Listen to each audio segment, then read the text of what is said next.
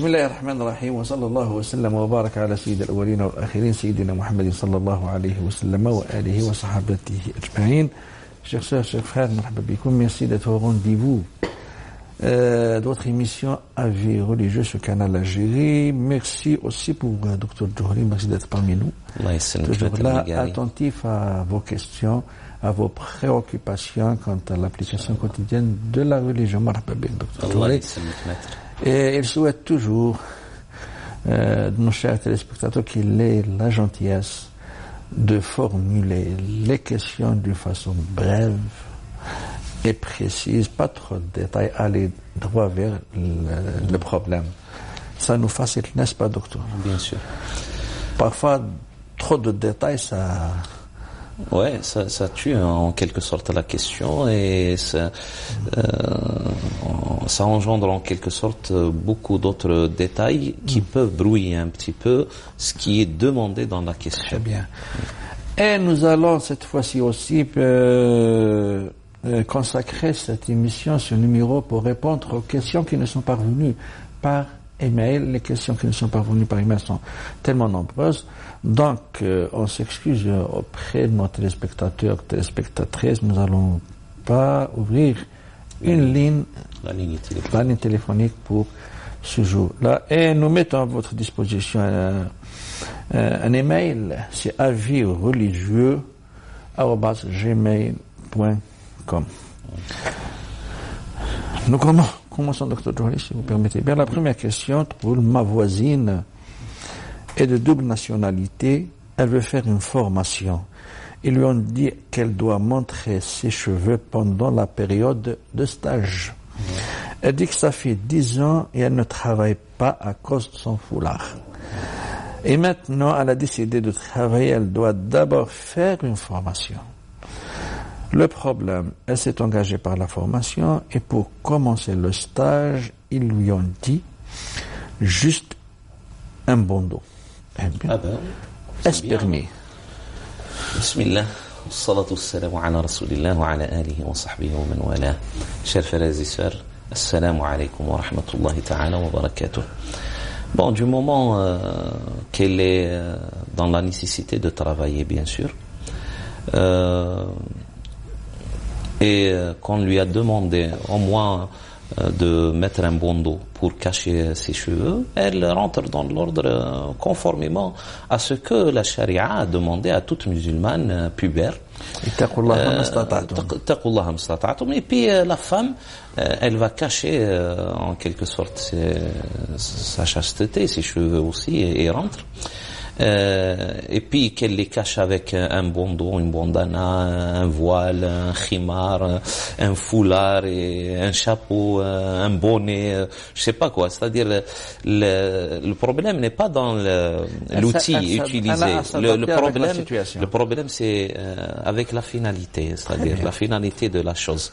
Et puis entre parenthèses aussi, seulement il faut dire que il faut pas que notre communauté rentre dans je sais pas, prendre le voile comme cheval de bataille, un pilier de l'islam, et se priver de toute émancipation sociale, culturelle, politique, parce que peut-être il y en a des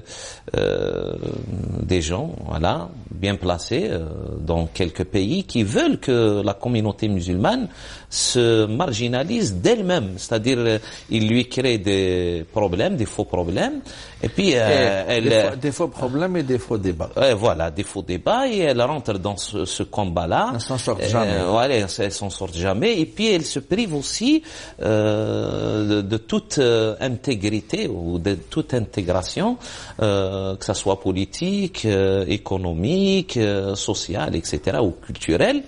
Et elle se met à l'écart de toute la société. Il faut être intelligent, il faut être flexible avec les lois de notre charia, les prescriptions, etc.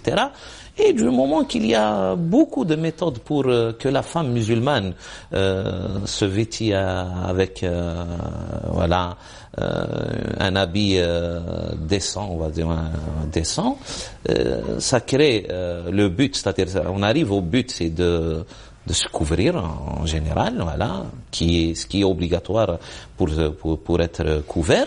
Du moment qu'on peut le faire avec beaucoup de types d'habits, alors qu'on le fasse ainsi.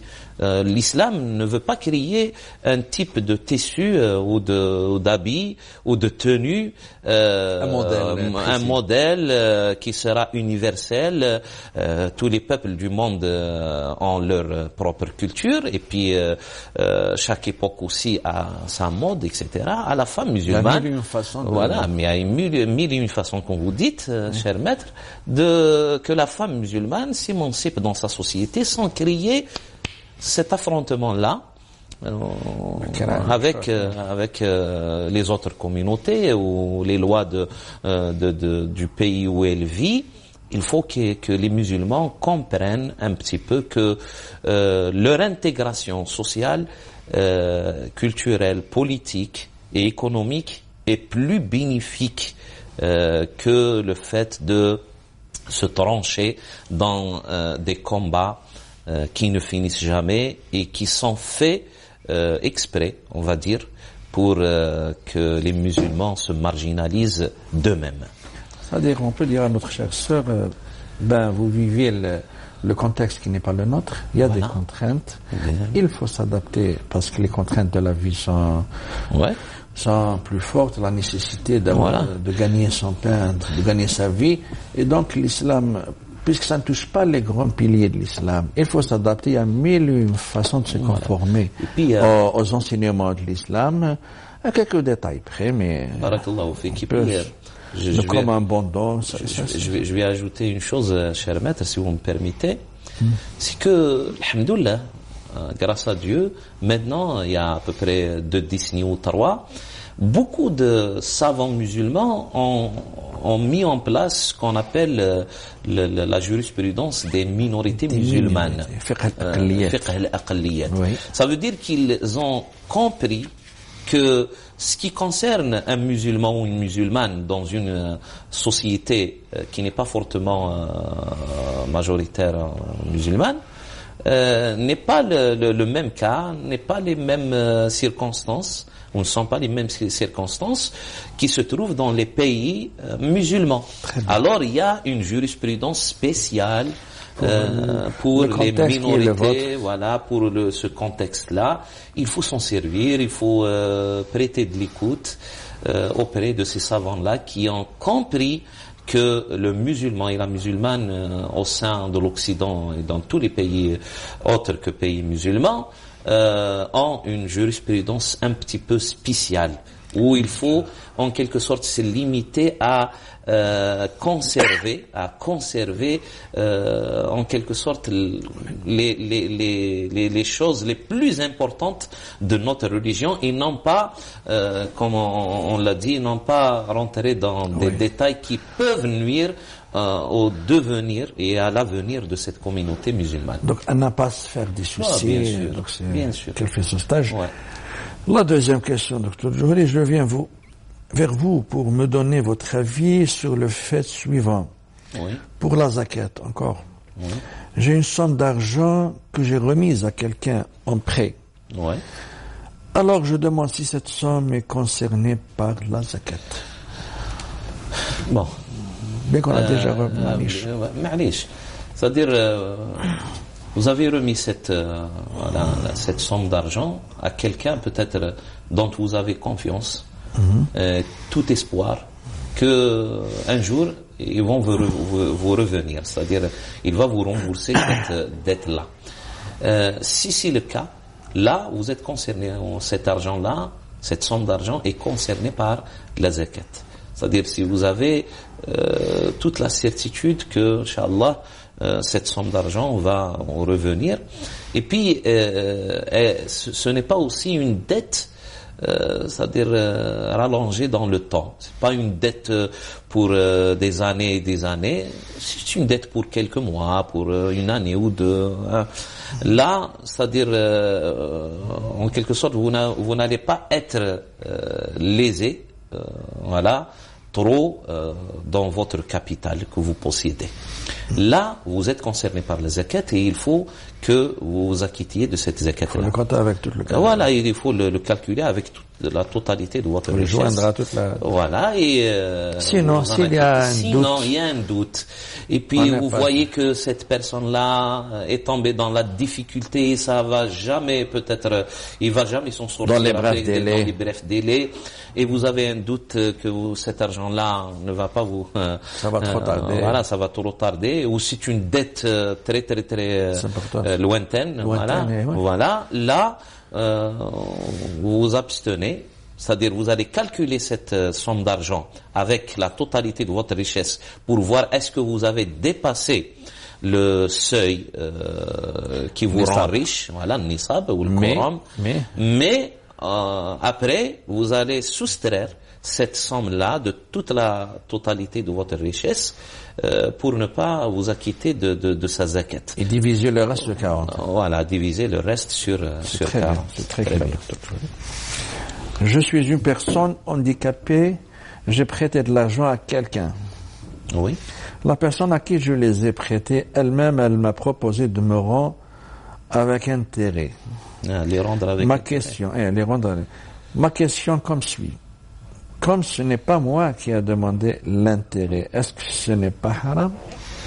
Bon, du moment que vous parlez d'intérêt et vous parlez d'un prêt, vous l'avez qualifié comme intérêt. Vous l'avez qualifié comme intérêt, comme voilà, un bénéfice, on va dire. C'est qu'on a répondu. Voilà, vous avez répondu, ça veut dire que vous avez qualifié cet intérêt-là d'être de l'usure, riba. Et ça deviendra bien sûr haram. Alors parlez-en à votre interlocuteur, celui à qui vous avez prêté cet argent-là, s'il veut. Qui vous a proposé. Voilà, qui vous a proposé cet intérêt-là, de changer l'intention. La formule. Il faut changer l'intention, voilà. Il faut qu'il fasse l'intention que ce il va vous donner comme plus, ça n'a rien à voir avec ce prêt-là que vous lui avez prêté. Hein, ça va être hiba, sadaqa, une récompense. C'est même pas une récompense. Ça va être une donation, ça va être une charité du moment que vous êtes handicapé, non pas parce que vous lui avez prêté. Et par rapport à la somme voilà, c'est ça. دع ما يريبك إلى ما لا يريبك كما قال النبي صلى الله عليه وسلم. Comme ça, الشبهات. Bon, salam alaikum. Je suis gérant de notre société privée familiale. Oui. Nous avons un très ancien fidèle employé endetté. Oui. À la suite d'une construction, un usage d'habitation.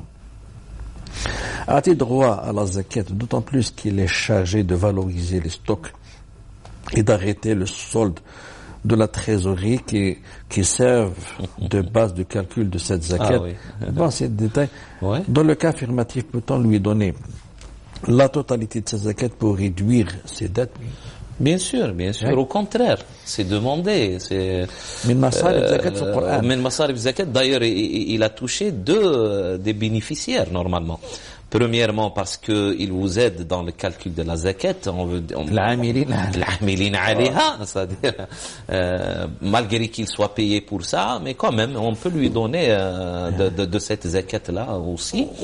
Et puis le gharimin, parce qu'il est trop endetté, et il n'arrive plus à rembourser sa dette. Et vous pouvez, bien sûr, c'est demander du moment qu'il va le gharim. Si on peut lui, c'est-à-dire payer toute sa dette, ça sera mieux. Parce que le gharim en général, au temps du prophète, au temps des califes, etc., c'était peut-être quelqu'un d'agriculteur, peut-être un commerçant, et puis qui a connu une faillite. Quelconque pour une raison. Il laisse. Et puis il n'arrive pas à surmonter cette faillite-là et à se remettre debout. Alors Beit Mal al-Muslimin lui donne une somme considérable parce que c'est quelqu'un qui a déjà de la zakat. C'est quelqu'un qui a de l'expérience et qui a un vécu, qui a une connaissance concernant un savoir-faire, l'agriculture, ou là, le commerce, ou là, autre chose, etc. Si vous lui payez ses dettes, il va se remettre debout rapidement. Il va peut-être l'année prochaine ou l'année d'après, il va être parmi ceux qui s'acquittent de leur zakat. Et ça va conformément avec l'esprit de la zakat. Voilà. Les finalités. Les finalités. Et l'esprit de la zakat. Très bien. Bon, voilà. Une autre question, Dr. Joly, est-il permis de porter un manteau en peau de porc? Oui, bien sûr. Vous savez, Allah subhanahu wa ta'ala nous a interdit de manger le porc. Non pas d'en bénéficier, peut-être de sa peau. Mais il faut que cette peau soit. Bien sûr que cette peau soit traitée. Cette peau ou la peau même d'un mouton, hein, il faut qu'elle soit traitée. Oui. La peau de n'importe quel animal, لازم تدبغ الدباغ يديروا لها الدباغ أيما إدام دبغ أصبح طاهرا. D'une manière ou d'une autre. هذا حديث للنبي صلى الله عليه وسلم. D'une manière ou d'une autre. Voilà. Ça ne faut pas s'arrêter sur une seule forme. T'as des barrages. Voilà. Ça fait partie de l'industrie. C'est un traitement. Toute peau, tout cuir, etc. traité pour qu'il soit, c'est-à-dire qu'il soit pas nocif déjà à la santé de celui qui le met, hein, bien sûr, déjà. Et puis sur le plan de la pureté ou de l'impureté, tahir ou la najis, vous voyez, c'est-à-dire najasa, quand on najasa, parce que c'est une peau d'un animal tué, khalas, si on ne fait pas ce traitement-là, hein, il restera toujours impur. Mais après le traitement des barres et des rois, comme on faisait nous auparavant, à sécher à la lumière du soleil, etc. Voilà. Après quelques jours, il y a plus de mauvaise odeur, il y a plus de peut-être même de petites particules qui circulent aussi par là, ou etc. Et ça devient pur. Voilà. Et du moment qu'il soit pur, khalas. Il lui est permis de porter ce. Bien sûr. D'ailleurs, Dr. Joly, on achète souvent des peignes. Oui. Qui sont faites à partir de. À base d'eau. Ou là, à base des poils, etc. Des porcs. Oui, bien sûr. Tout est permis du moment qu'on n'a pas mangé. Hein? ربي يقول حرمت عليكم الميتة والدم ولحم الخنزير. Ça rentre bien sûr لحم الشحم وكذا, c'est la même chose, mais il nous a pas interdit d'utiliser pour d'autres fins, on va dire, les composantes de cet animal-là.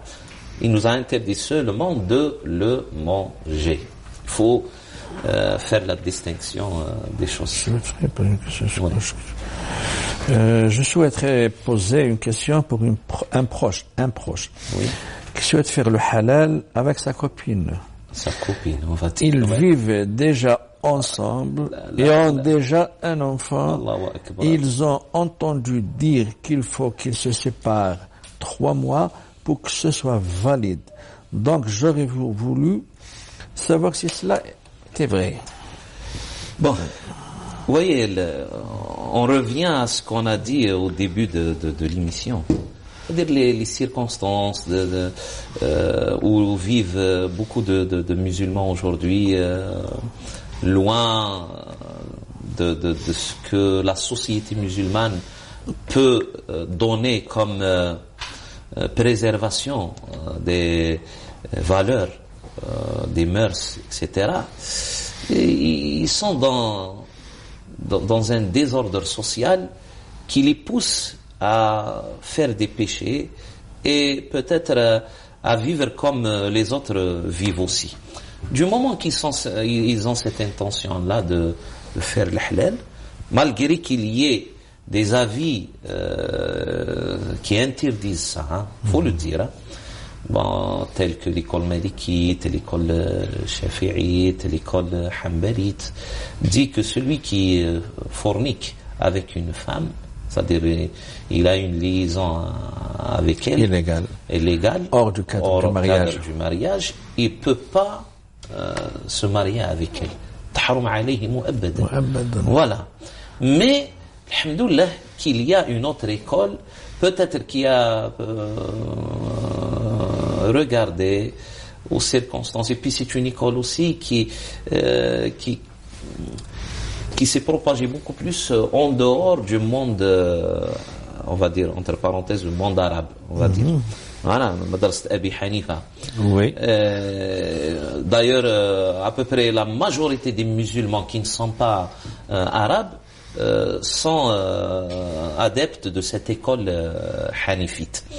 Peut-être il y a ces circonstances-là que d'autres peuples ont connues, qui ont poussé les savants de cette école-là peut-être à trouver une solution qui n'est pas la même que la solution des autres écoles. Et puis quand on parle maintenant de cette jurisprudence particulière pour les minorités musulmanes, il y a beaucoup d'instances, des conseils de fatwa qui ont pris la fatwa de cette école hanifite pour permettre à ceux qui étaient dans l'égarement de retrouver le chemin droit et de rectifier en quelque sorte leur situation sociale et religieuse. C'est permis, mais ils disent il faut qu'il y ait une séparation. C'est vrai. L'idda, c'est-à-dire cette femme-là. Donc ce qu'on lui a dit, c'est vrai. Voilà, c'est vrai. Les deux doivent se séparer. Oui, ils doivent se séparer et ne pas être sous le même toit pendant une certaine période. C'est ce qu'on appelle la période de viduité. C'est pas 3 mois, c'est 3 mois, c'est 3 cycles.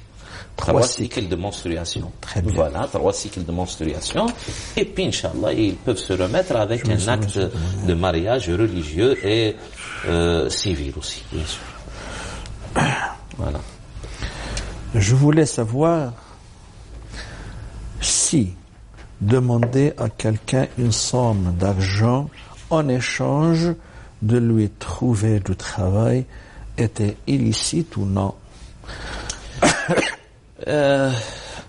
Est-ce que vous avez une agence, je sais pas, qui est concernés par le fait de rendre service à ces gens-là, comme les agences immobilières, etc. Peut-être. Vous avez un site internet où il peut-être postuler, vous avez ouvert une boîte, c'est-à-dire ou sinon vous utilisez juste votre vos connaissances comme ça. Apparemment, c'est quelqu'un qui a des connaissances. Non, alors il faut jamais. Non. Pour cela, il demande une somme pour son effort. Non, c'est pas permis.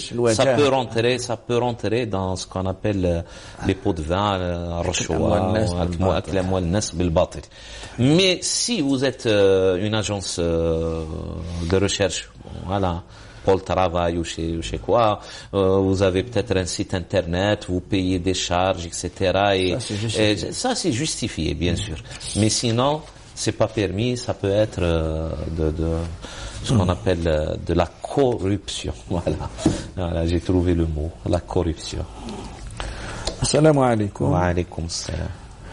Pourriez-vous me répondre, s'il vous plaît? Voilà, je porte des bas de contention médicale prescrites par le spécialiste et par mon médecin traitant. Oui. Est-il obligatoire de les retirer pour pouvoir faire correctement les ablutions? Merci d'avance pour votre réponse. Non, du moment que c'est prescrit médicalement. C'est-à-dire que vous êtes malade déjà. Vous pouvez faire deux sortes de préparation pour la prière avec les ablutions, on va dire. Que ce soit les ablutions sèches. Il vous est permis de faire des ablutions sèches. In kuntum marda ou ala safarin ou jahin minkum min al-ra'id. Est-ce qu'on peut adapter ça à al-mas'a al-jabir? Voilà, j'allais venir à ça. Comme vous pouvez procéder par les ablutions en utilisant l'eau, mais en arrivant. Non, il faut d'abord que vous ayez mis vos chaussettes là. Voilà. Hein, c'est-à-dire vous avez fait après avoir fait vos ablutions déjà. تلبسيهم على وضوء أو تلبسهم على وضوء. Et puis quand vous renouvelez vos ablutions, vous allez laver tous les membres concernés par les ablutions. Voilà. Et en arrivant à vos pieds, vous allez essuyer seulement les chaussettes. Voilà. C'est de chaque matin, avant de sortir. Elle fait les ablutions correctement, elle lave ses pieds, elle met les bas. Elle met les bas, là, puis أوقات عصات كلها تمسح المسح على الخفين. D'ailleurs, le prophète sallallahu ta'ala alayhi wa sallam a permis, c'est-à-dire pour celui qui n'est pas voyageur, d'essuyer sur ses, on va dire, ses chaussettes ou ses souliers, d'essuyer pendant une nuit et une journée et une nuit, يوم وليلة. Et pour le voyageur, ثلاثة أيام بلياليها. Pour celui qui est voyageur, il a permis ça, c'est-à-dire d'essuyer en temps d'ablution, d'essuyer ses souliers ou ses chaussettes. C'est faire passer la main sur les bas de contention. 3 nuits et 3 journées. Très bien, docteur Johri. Nous allons, après votre émission, faire une petite transition. Mesdames et messieurs, restez avec nous. بالله من الشيطان الرجيم بسم الله الرحمن الرحيم ولله الأسماء الحسنى فادعوه بها وذروا الذين يلحدون في أسمائه سيجزون ما كانوا يعملون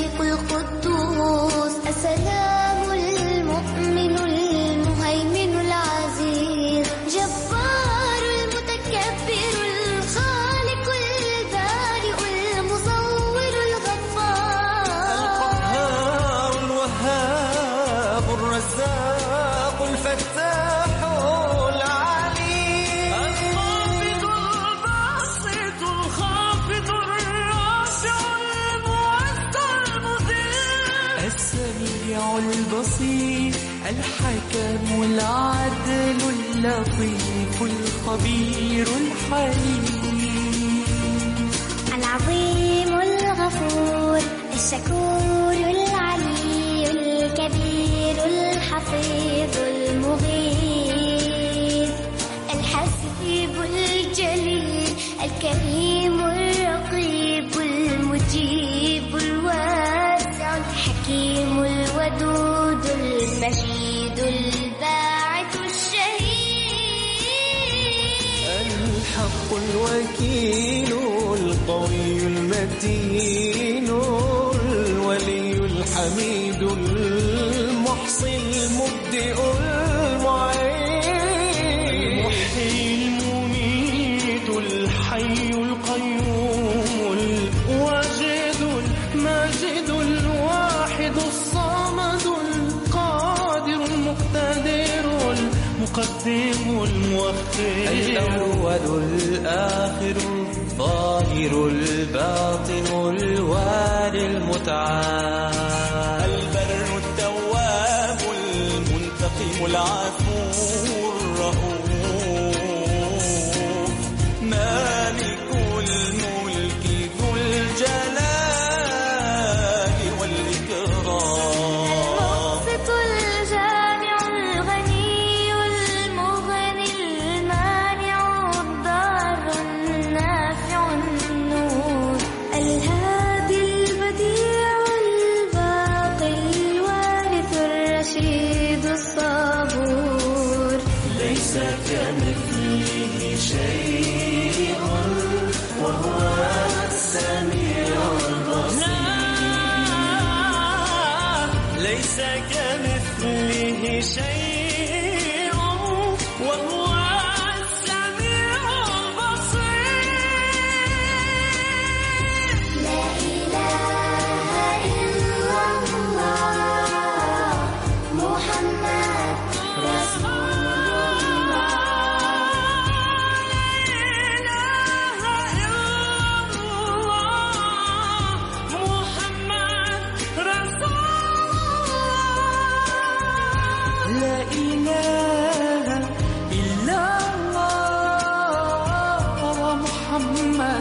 رسول الله لا إله إلا الله محمد رسول الله لا إله إلا الله محمد رسول الله لا إله إلا الله سيدنا محمد رسول الله صلى الله عليه وسلم. Docteur Touari, une question qui se répète un peu, mais Ouais. qui fait le débat parfois. Ben, pourquoi pas. Est-il permis Oui. de mettre de la musique dans un mariage? Malika de Lille. Est-il permis de mettre de la musique? Je vais peut-être vous choquer un petit peu,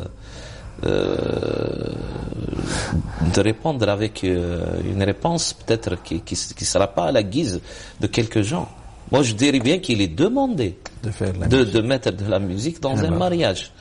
Parce que à chaque événement, il y a ce qui va avec. Le prophète sallallahu alayhi wa sallam, le prophète sallallahu alayhi wa sallam, quand il a vu le mawkib qui portait une mariée, et il a dit c'est une caverne de, je sais pas, de c'est des funérailles ou là c'est un mariage? Est-ce que c'est des funérailles ou là c'est un cortège de mariage ou là un cortège de جنازة ولا فقالوا له parce qu'il n'a rien entendu. il n'a rien entendu. قالوا عرس يا رسول الله زفاف موكب زفاف فقال هل أعلنت عليه بالدفوف. الدف c'est un instrument musical. C'est un instrument comme. الدف البندير, voilà le bendir, الدف. Ce n'est pas pour l'imiter de faqat. Non, c'était l'instrument à l'époque. C'était l'instrument de cette époque-là. Même Abu Jahl et les mécréants de Quraysh, quand ils vont faire une fête, ils utilisent le douf. C'est pas pour l'imiter le douf. La guitare, le piano, je sais pas, la flûte, ou toute autre chose, tout instrument. C'est le même instrument, c'est celui qui accompagne avec un air, avec une harmonie, etc. Les paroles, voilà. Il faut respecter, bien sûr, les heures. Il faut respecter qu'il n'y ait pas une mixité frappante dans les mariages, etc. Oui, c'est ça, c'est demandé. Voilà, il faut observer quelques conditions, on va dire. Mais de dire que on va pas mettre de la musique c'est illicite, là on est en train d'induire les gens en erreur, et puis on est en train de falsifier aussi les vérités de notre religion, les vérités qu'Allah subhanahu wa ta'ala a transmises au prophète sallallahu ta'ala alayhi wa sallam. C'est que le prophète alayhi salatu wa sallam a demandé aux gens de mettre de l'ambiance dans leur fête. Moi, il y a quelques années, Wallahi al-Azim, il y a des gens qui m'ont raconté que quelqu'un a fait un mariage avec la récitation du Coran. Subhanallah, quelle compréhension de notre religion. Tu sais, le Coran, c'est pour faire la prière, tu célèbres un mariage avec la récitation du Coran. Qu'est-ce que ça veut dire? Qu'est-ce que ça veut dire? Ça, je trouve que c'est de l'innovation. Alors que le prophète sallallahu alayhi wa sallam, quand il a entendu que Aïcha a donné sa servante, on va dire, en mariage, il lui a dit ahdaytumul fatat, c'est-à-dire est-ce que vous l'avez donné en mariage? Elle a dit oui au prophète alayhi salam. Il a dit est-ce que vous avez envoyé avec elle ceux qui vont chanter et faire de l'ambiance? هل بعثتم معها من يغني هل بعثتم معها من يغني. Est-ce que vous avez envoyé avec elle une troupe comme ça pour chanter, faire de l'ambiance? فإن الأنصار قوم يعجبهم اللهو. C'est-à-dire les Ansars de Médine, ce sont une société, c'est une communauté, c'est un groupe de gens qui aiment l'ambiance, qui aiment faire l'ambiance. Voilà ce que le prophète alayhi salatu wassalam nous a laissé. Faut pas rentrer dans ce type d'explications faussées de notre religion et induire les gens en erreur et créer des faux problèmes qui nuisent à la il faut créer l'ambiance qui est celle du mariage, de la fête. هذا مكان. Et moi, je trouve que On ne peut pas entrer dans tous les détails, mais non, c'est-à-dire c'est un peu on ne peut pas enseigner aux gens comment fêter, comment... ouais, attends, c'est-à-dire c'est plus profond que ça. اسمح لي يعني, hein. Je vais m'étaler un petit peu, 2 minutes, ماشي بزاف. C'est-à-dire il y a une certaine pensée faussée, on va dire, fausse, erronée, voilà, qui a fait que l'islam, en quelque sorte, tel qu'il est propagé par cette pensée-là, est contre tout type d'ambiance, toute beauté d'art, toute manifestation culturelle, on va dire. C'est-à-dire, quand on va à l'encontre de la créativité humaine et de la création artistique, on frappe l'émancipation. Alors, il y a à peu près un siècle ou deux, cher maître, il y a cette pensée-là qui ne cesse de se propager et qui va à l'encontre de toute la créativité culturelle et artistique de l'être humain et qui freine la vraie explication de notre religion que, c'est-à-dire Allah subhanahu wa ta'ala a donné toute la liberté à la créativité humaine dans le monde artistique, etc. Sauf qu'il y ait quelques restrictions comme ça. On peut pas dire aux gens vous êtes libre de peindre même un homme nu ou là une femme nue, etc. Bien sûr qu'il y ait toujours des limites. Dans toute liberté, il y a quelques limites. Mais la création artistique et culturelle est préservée et même demandée par Allah subhanahu wa ta'ala. Yasna'una lahu tamathil. Sayyidina Sulaiman alayhi salam, c'est un prophète. يصنعوا له تماثيل, subhanallah. Alors comment dire que l'islam est contre les statues ou là contre les beaux-arts, les beaux-arts. C'est un peu bête, ce qu'on avance comme explication banale et mesquine de notre religion. Si l'islam nous aurait pas incité à la créativité, on n'aurait pas dans notre histoire Avicenne, Averroès, Omar al-Khayyam, toutes les savants, tous les poètes. Tous les poètes, Abou Nouwas, Al-Mutanabbi, parce qu'ils vivaient une certaine harmonie avec leur religion qui leur interdisait pas, voilà, de créer ce monde merveilleux. Un monde, les musulmans ont créé un monde merveilleux, comme si le monde des mille et une nuits, les occidentaux rêvaient pendant des siècles de vivre ce monde merveilleux que les musulmans ont créé. Très bien. Assalamu alaikum, ya shuyukhina. Ma question. Je suis séparé depuis 2 ans, père de 3 filles, 15, 13 et 19 ans. Ma question, le juge n'a pas encore prononcé le divorce suite à des litiges entre nous. Oui. Il n'a pas encore prononcé. Oui. Elle porte toujours mon nom. Je suis parti chercher ma fille à mon ancien domicile que je leur ai laissé. 20 minutes d'attente, un monsieur passe à côté de moi et me dit bonjour, je lui rends le salut et entre dans l'immeuble. Voilà madame, sa femme, bien habillée, descend avec ma fille. À ma surprise, elle monte dans la voiture de monsieur. Et cela devant mes yeux, sincèrement, je suis tombé malade. Ma question selon la charia, est-ce qu'elle a le droit de sortir avec ce monsieur, entre parenthèses son chéri, d'après elle, alors que le divorce n'est pas encore prononcé? Je lui dis que c'est pas digne d'une femme de faire ça. Sa réponse à elle, on est séparés religieusement, donc j'ai le droit. Et en plus, avec un Français.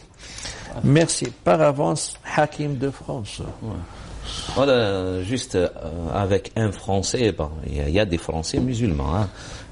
C'est-à-dire un Français, peut-être qu'il insinue qu'il n'est pas musulman. Voilà. C'est ça. Bon, Après, ouais. cette femme-là est dans le tort. Rabbi yahdiha, Inch'Allah. Rabbi yahdiha 2 fois, Inch'Allah. Que Dieu que Dieu la guide vers le droit chemin. Après son égarement, elle s'est égarée.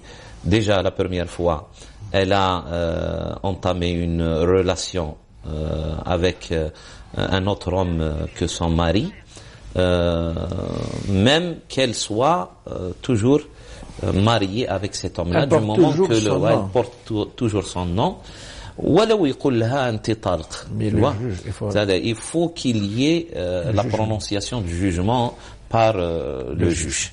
Voilà, du moment qu'on est rentré dans une période, dans une époque, dans une ère où c'est-à-dire l'état civil gère notre vie, il faut s'y référer.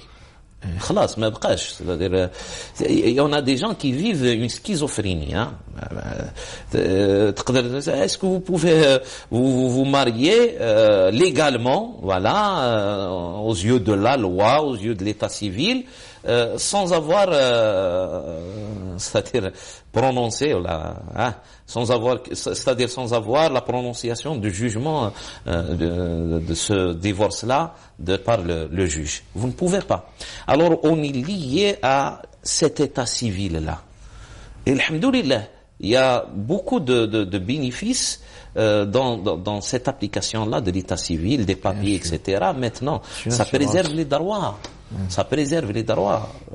Dans une époque où il n'y a pas de valeur des paroles. Hein. Oui. Les paroles, les paroles d'honneur ou le papier. واحد ياكل خوه بالpapier, etc. Ce n'est plus à la mode, la parole d'honneur. Voilà, barakallahu fik. Alors, cette femme-là est dans le tort. Rabbi yahdiha. Et puis le deuxième tort, c'est qu'elle s'est mise en liaison avec quelqu'un qui n'est pas musulman. C'est une double faute, on va dire, une double erreur. Alors, vous avez tout le droit, moi je vous propose de l'accuser d'adultère. Voilà, c'est ça. Une dernière question apparemment. Bonjour, je voudrais vous poser une question concernant le dessin. Ouais. Ma fille, ma nièce aime dessiner, on m'a dit que c'est interdit, toujours c'est le même. Car le jour de notre mort ou la résurrection, Allah nous demandera de donner vie à ce dessin et bien sûr, on ne pourra pas, moi, je n'ai jamais entendu cela.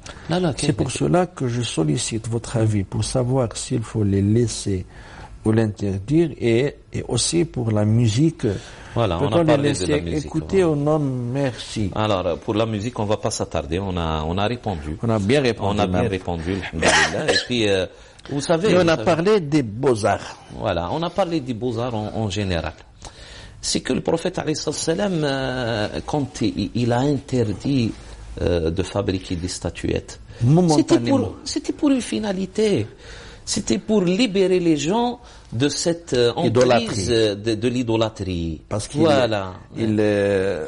ils se sont attachés des siècles auparavant à cette idolâtrie-là. Ils adoraient des idoles, l'awthan, l'asnam, pour les faire oublier.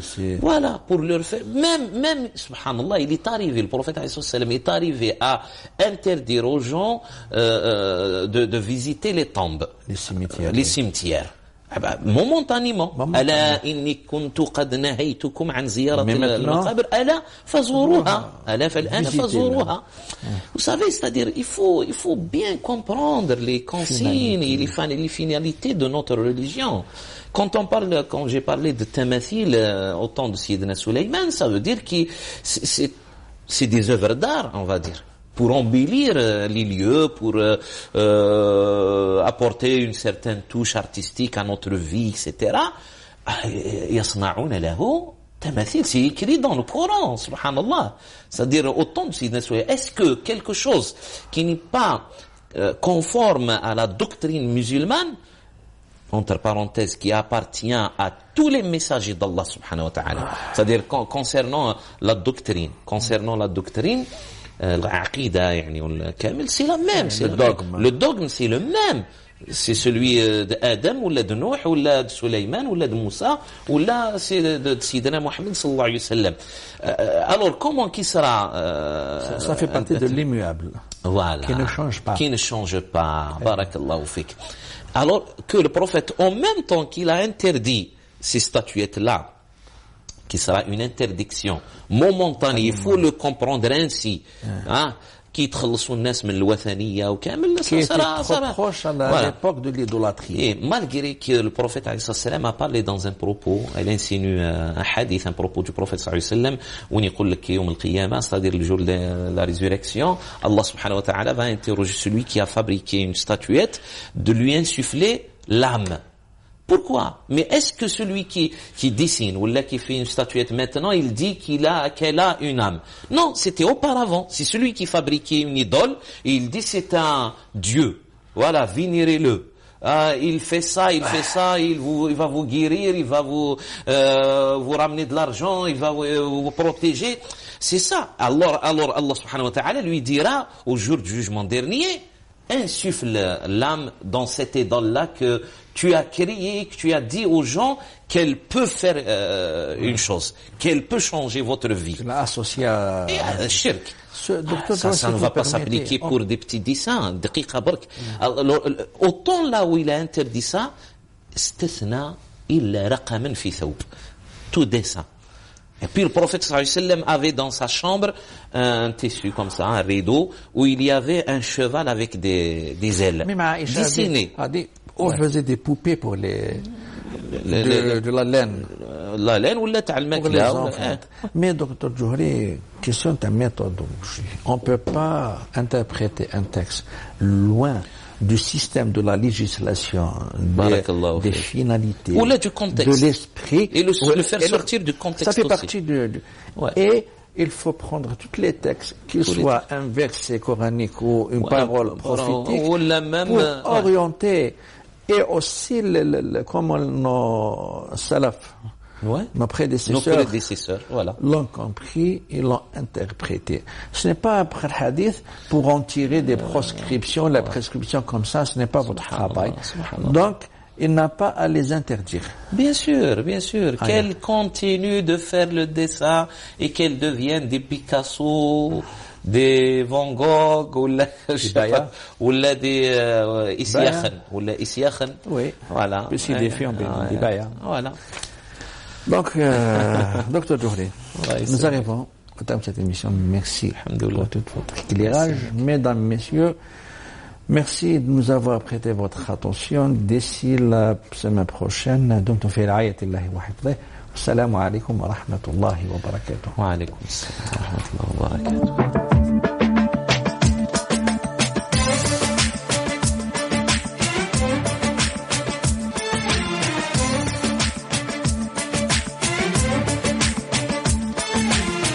يا رب العالمين